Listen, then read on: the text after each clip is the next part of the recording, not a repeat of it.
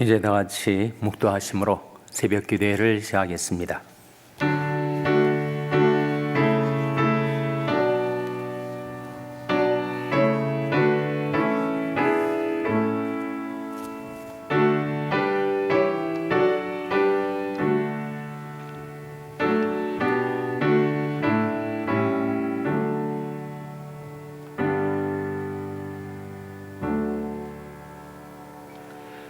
내 백성이 두 가지 악을 행하였나니 곧 생수의 그는 데는 나를 버린 것과 스스로 웅덩이를 판 것인데 그것은 물을 저축지 못할 터진 웅덩이니라.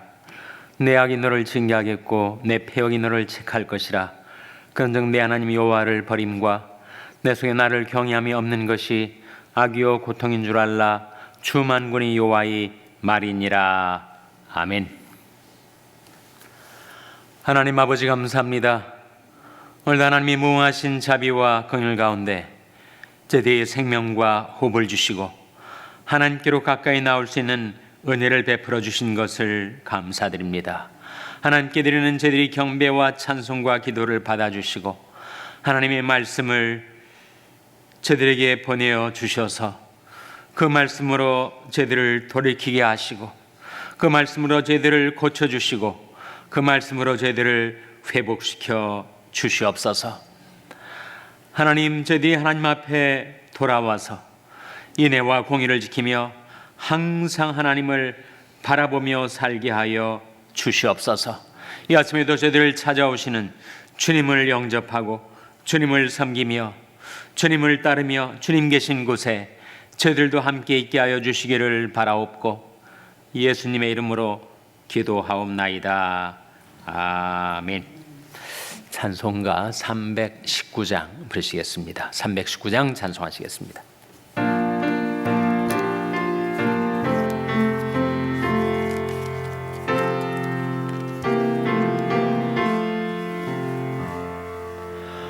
온유한 주님의 음성 내 귀에 속삭이네. 내 마음 문을 두드리니 왜 주님을 피하느냐. 피하지 말라. 피하지 말라. 우리가 곁길로 피해도 맘속에 오시리. 심판날 당할 때 주님을 너 맞을 준비해. 맘속에 주님을 영접하라. 주 영접하라.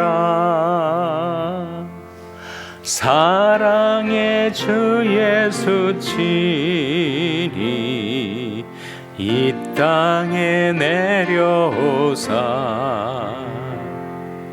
문 밖에 서서 기다리니 참 놀라운 사랑이라.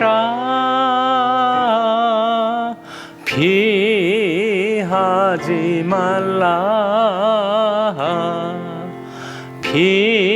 피하지 말라. 우리가 곁길로 피해도 맘속에 오시리.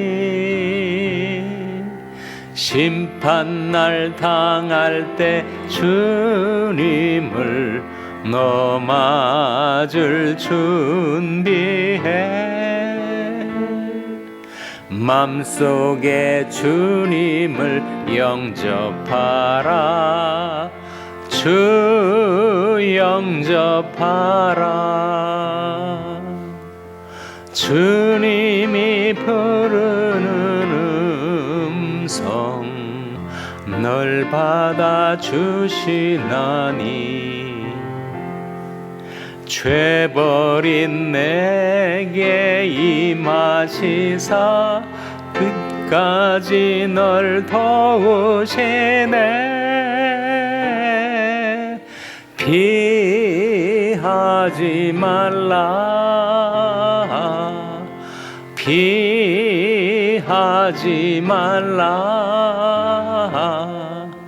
우리가 곁길로 피해도 맘속에 오시리. 심판날 당할 때 주님을 너 맞을 준비해.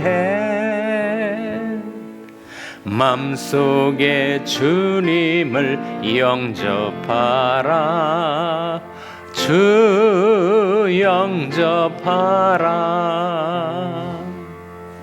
주님의 은혜를 받고 예수님 영접하라. 마음문 활짝 열어놓고 너 주님을 영접하라.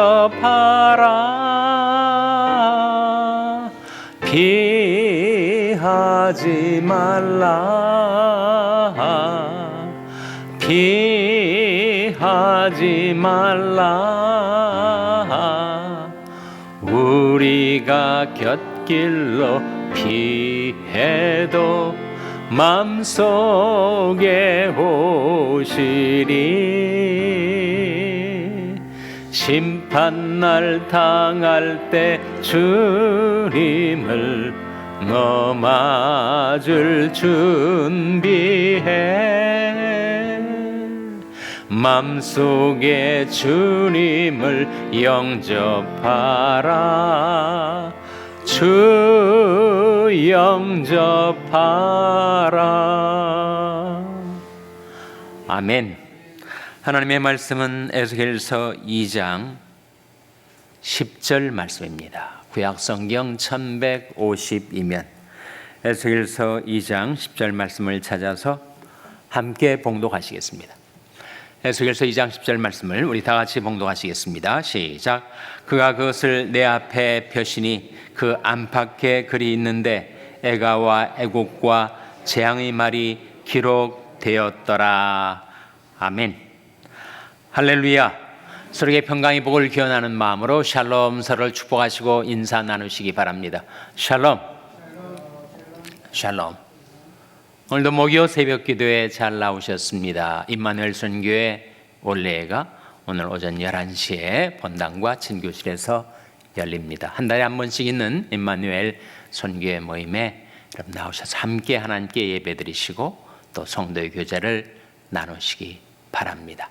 오늘 본 말씀 10절 말씀 다시 한번 같이 읽겠습니다. 시작. 그가 그것을 내 앞에 펴시니 그 안팎에 글이 있는데 애가와 애곡과 재앙의 말이 기록되었더라. 하나님께서 손으로 에스겔 앞에 한 책을 펼쳐 보이시면서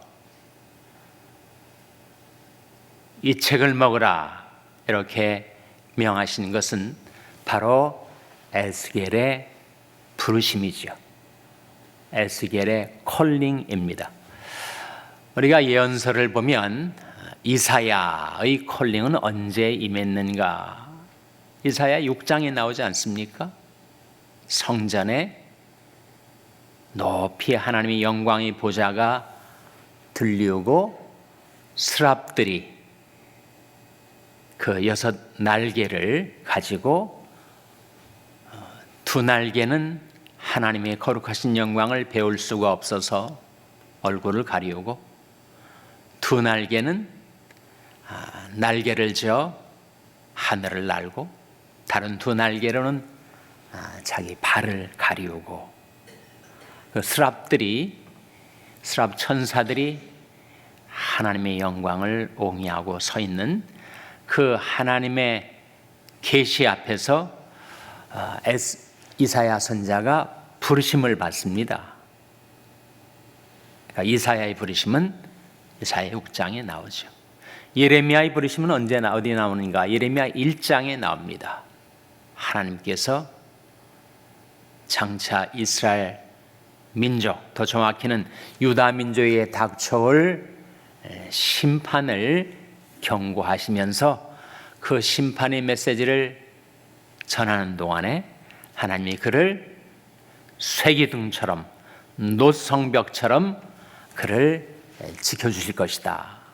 그러니까 예레미야의 콜링, 선자로의 부르심은 예레미야 1장에 나옵니다.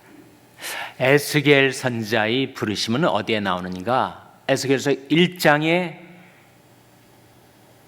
그룹들이 모셔선 하나님의 영광의 보좌가 계시되고 2장에 하나님께서 에스겔을 선자로 부르시는 장면을 우리가 보게 된 것입니다. 네, 하나님께서 한 책을 먹으라고 말씀하신 그 책의 안팎에 글이 꽉 차 있어요. 옛날에 책은 양피지를 말합니다. 스크롤이라고 해서 두루마리 성경책이죠. 성경에 두루마리가 나오고 두루마기가 나오는데 두루마기는 옷을 말하고 두루마기를 빠는 자들은 복이 있도다 하지 않았습니까? 두루마기는 옷을 말하고 두루마리는 책을 말합니다. 근데 동사 양피지 한 면에만 글이 기록이 되어 있는데 하나님이 섭리 손길로 에스겔에게 먹으라 하신 그 두루마리 책이 안팎에 글이 가득 차 있다. 어떤 뜻일까요? 하나님의 메시지가 꽉 들어찬 책. 인간이 거기서 더 뺄 수도 없고 더할 수도 없는 완전한 계시 말씀을 의미하죠. 근데 그 책의 내용, 안팎에 기록된 그 메시지 내용을 봤더니 세 가지, 애가와 애곡과 재앙의 말이 기록되었더라. 애가는 슬픈 노래, 레멘테이션을 말합니다. 애곡은, 이 곡은 곡성, 울부짖음의 의미 아닙니까? 통곡의 메시지. 그리고 재앙의 말이 기록되었더라. 그러니까 이 에스겔에게 하나님이 보여주신, 너는 이스라엘 민족에 나아가서 그들이 듣든지 아니 듣든지 고하라 하신 그 메시지는 심판의 메시지라는 거예요. 심판의 메시지. 애가와 애곡과 재앙의 말, 심판의 메시지를 하나님이 에스겔 선지자를 부르셔서 콜링하셔서 유다 족속에게 나가서 그들이 듣든지 아니 듣든지 선포하라 하신 그 하나님의 책의 메시지는 심판의 경고입니다.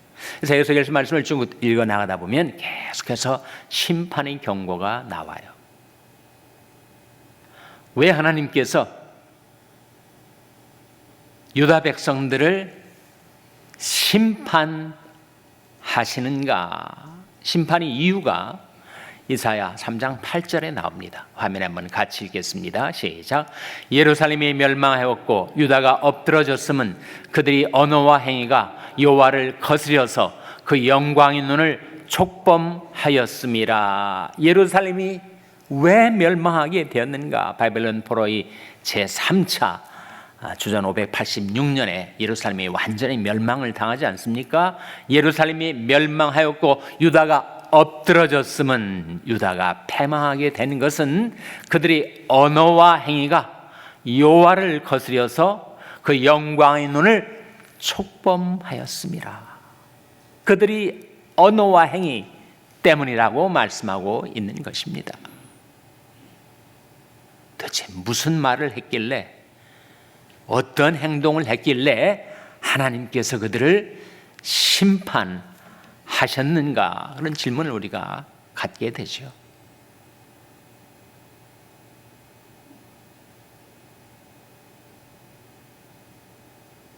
그들의 언어와 행위가 하나님을 순종하기보다는 거스리고 거역하게 된 그 언어는 아마 불경의 언어, 불신의 언어일 것입니다. 불경의 언어, 불경건의 언어란 말이죠. 불경건이란 말은 하나님이 없다라고 하는 그런 언어, 그런 행위, 그런 삶을 가리키죠. 악인은 교만한 얼굴로 말하기를 여호와께서 이를 감찰치 아니하신다 하며 그 모든 사상에 하나님이 없다 하나이다. 아니, 살아계신 하나님을 두고 하나님이 없다고 하시는 그들의 언어를 하나님께서 참으실 수가 없으셨던 것입니다.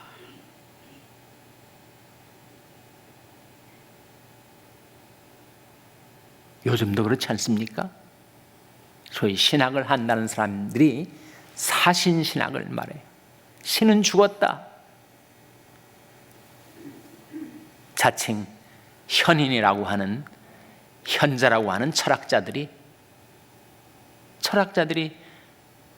사신 철학, 사신 신학을 운이하고 있으니 얼마나 그것은 참담한 일입니까? 그들의 불경의 언어, 불신의 언어, 하나님이 혹시 살아있다 할지라도 그 하나님은 인간에게 복을 내릴 수도 없고 화를 내릴 수도 없는 무기력한 하나님이다 라고 하는 불신의 언어와 행위.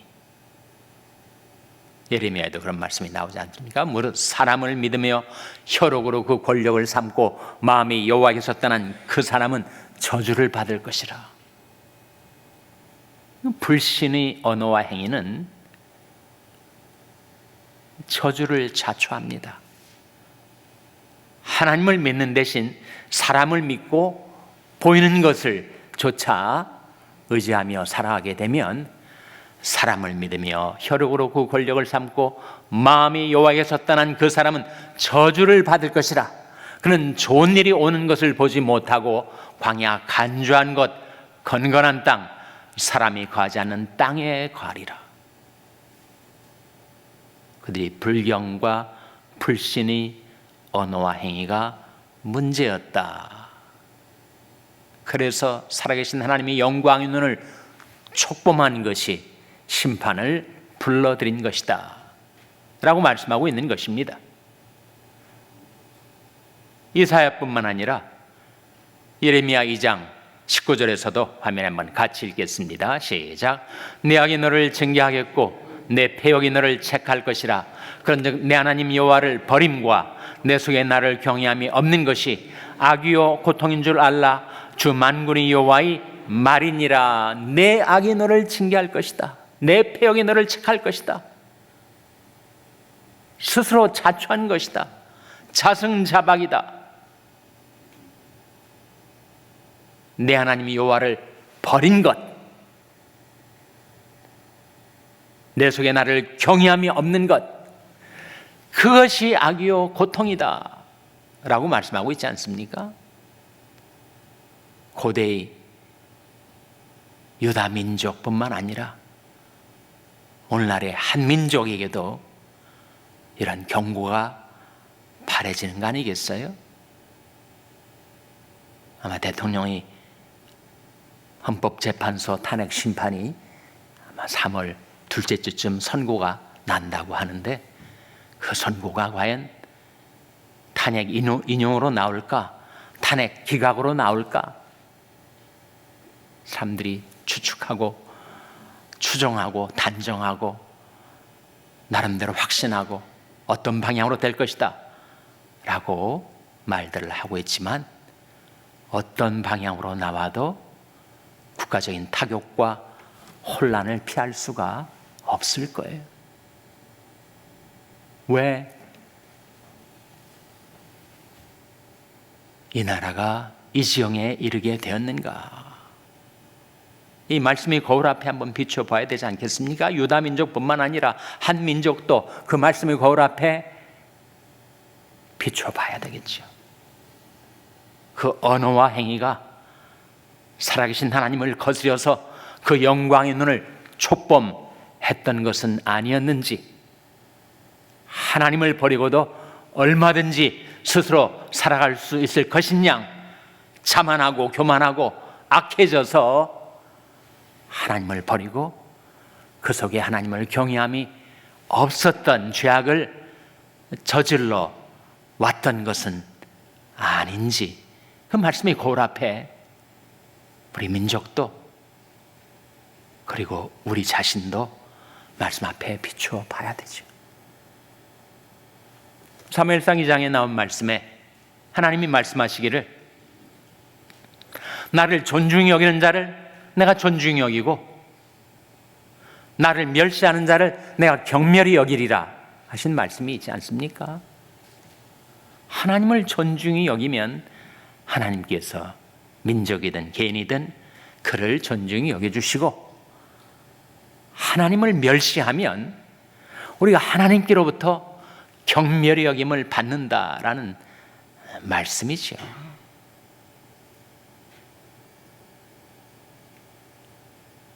유다 민족이 바벨론에 의해서 멸망당하기까지 계속해서 그들이 언어와 행위가 여호와를 거역했습니다. 하나님의 영광의 눈을 촉범했습니다. 그리고 생수의 근원 되시는 하나님을 버리고 스스로 웅덩이를 팠지만 그것은 물을 저축지 못할 터진 웅덩이가 되고 말았던 것이죠. 하나님을 버린 그 민족에게 하나님의 메시지가 바로 심판의 메시지, 애가와 애곡과 재앙의 메시지로 에스겔에게 임했던 것입니다.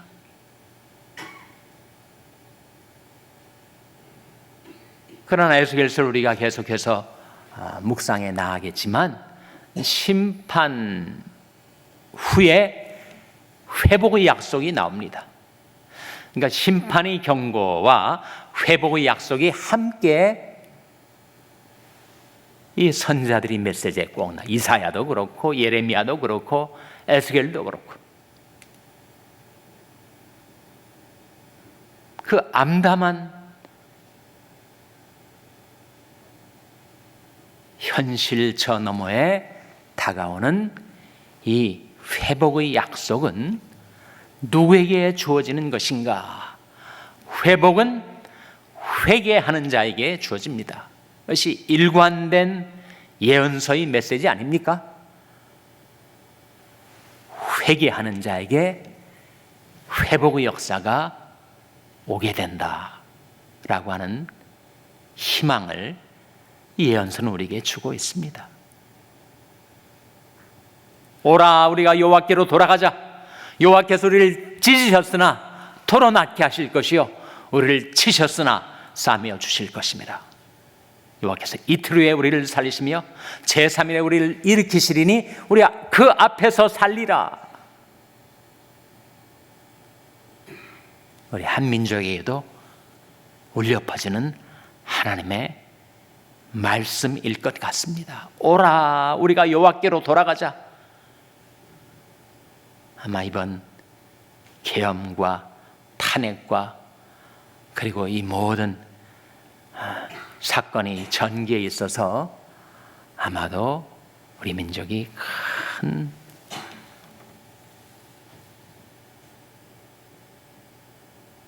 타격을 받고 국운이 꺾이고 백성들의 삶이 피폐해지고 하는 그런 환난의 시기가 오게 될 것 같습니다. 우리 민족을 불쌍히 여기시는 하나님의 섭리가 아마 우리 민족을 연단하시고 단련하시고 돌이키게 하시고 회복시키는 하나님의 섭리 가운데 우리를 이끌어 가실 것이다 라고 생각하게 됩니다. 회개하는 자에게 회복이 임한다. 라는 약속이 우리에게 주어져 있으니 내 이름을 일컫는 내 백성이 그 악한 길에서 떠나 스스로 겸비하고 기도하여 내 얼굴을 구하면 내가 하늘에서 듣고 그 죄를 사하고 그 땅을 고칠지라.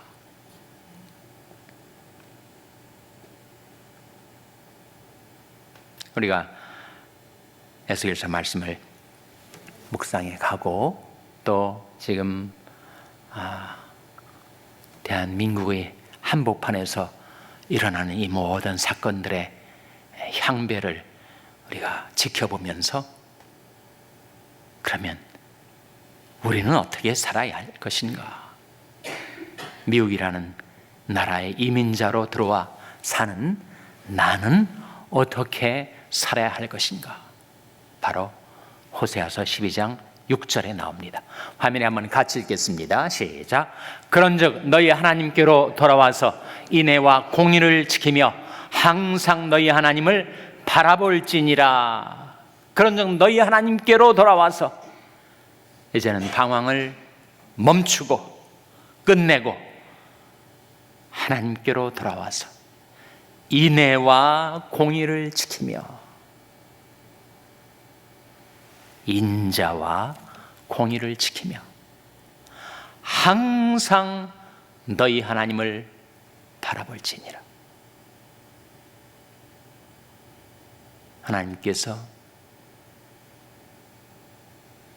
하나님께로 회개하고 돌아온 우리들의 삶도 회복시켜 주시고, 그리고 하나님을 떠나 하나님 없이도 얼마든지 잘 살 것 같았던 우리 민족의 교만과 패역도 자복하고 회개할 때, 그런즉 너희 하나님께로 돌아와서 인애와 공의를 지키며 항상 너희 하나님을 바라볼지니라. 그렇게 살아가는 우리들에게 하나님께서 회복의 은총, 회복의 역사를 이루어 주시기를 주님의 이름으로 축원합니다. 기도하시겠습니다. 오늘 말씀 기억하며 하나님, 저희들이 심판의 말씀 앞에서 회개하고 돌이키는 저희들을 하나님이 인자하심으로 용납하여 주시고, 하나님 징계, 연단 그 위에 회복과 소생의 역사, 부흥의 역사를 이루어 주시옵소서. 기도하시기 바랍니다. 우리 자녀들을 위해서 기도할 때 하나님, 저희 자녀들이 이제는 하나님께로 돌아와서 인애와 공의를 지키며 항상 하나님을 바라보는 자녀들 되게 해달라고 기도하시기 바랍니다. 병상에 낙한 지체들의 치료와 회복을 위해서 기도해 주시기 바랍니다. 우리 샬롬 교회가 하나님께로 돌아와 인애와 공의를 지키는 교회, 항상 하나님을 바라보는 교회 되게 해달라고 기도해 주시기 바랍니다. 여러분이 생업을 위해서 기도하시고, 비전 시각 장애인 센터 추영수 목사님을 위하여, 케냐의 이인선 교사님을 위하여 기도해 주시기 바랍니다. 하나님, 이들 긍휼히 여기사 성령으로 충만케 하여 주시옵소서. 이런 제목들 놓고 우리 합심해서 1분간 기도하겠습니다.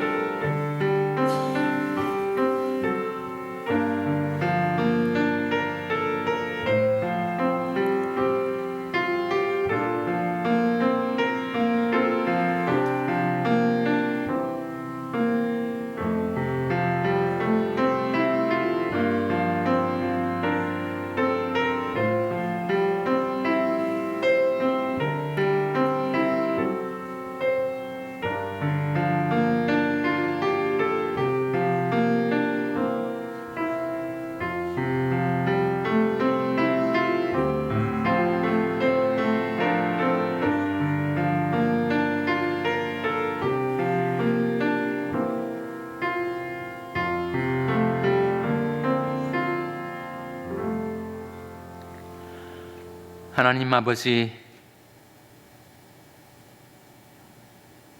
애가와 애곡과 재앙의 메시지, 심판의 메시지 앞에 선 저희들이 이제는 하나님께로 돌아와서 인애와 공의를 지키며 항상 하나님을 바라보며 살게 하여 주시옵소서.